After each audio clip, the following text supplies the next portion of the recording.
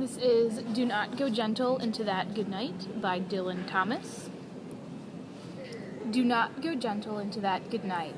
Old age should burn and rave at the close of day. Rage, rage against the dying of the light. Though wise men at their end know dark is right, because their words have forked no lightning they. Do not go gentle into that good night. Good men, the last wave by, crying how bright their frail deeds might have danced in a green bay. Rage, rage against the dying of the light. Wild men, who caught and sang the song in flight, and learned too late they grieved it on its way. Do not go gentle into that good night. Grave men, near death, who see with blinding sight, blind eyes could blaze like meteors and be gay. Rage, rage against the dying of the light. And you, my father, there on the sad height, curse, bless me now with your fierce tears, I pray. Do not go gentle into that good night. Rage, rage against the dying of the light. Dylan Thomas. Okay, so the poem I'm going to read is Death in Leamington by John Gemma.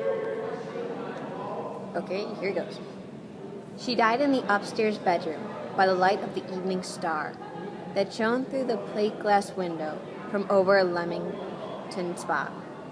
Beside her, the lonely crotchet lay patiently and unstirred, but the fingers that would have worked it were dead as the spoken word.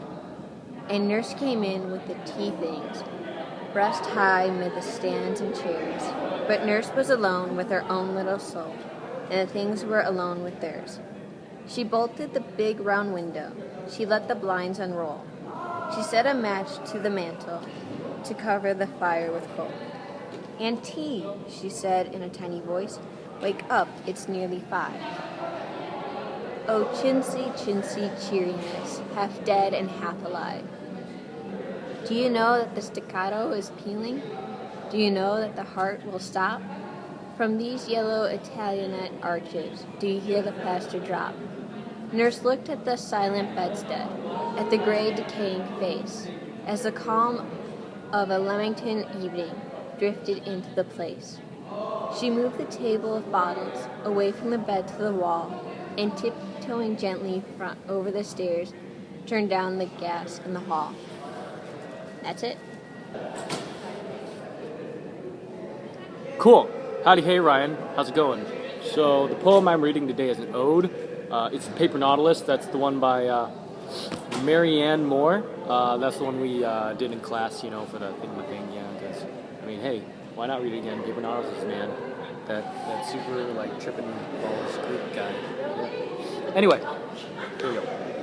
For authorities whose hopes are shaped by mercenaries, writers entramped by tea time frame and by commuters' comforts, not for these the paper nautilus constructs her thin glass shell, giving her perishable souvenir of hope a dull white outside and a smooth-edged inner surface. Glossy as the sea, the watchful maker of its guards, it, day and night, she scarcely eats until the eggs are hatched, buried eightfold in her 8 arms, for she in a sense is a devil.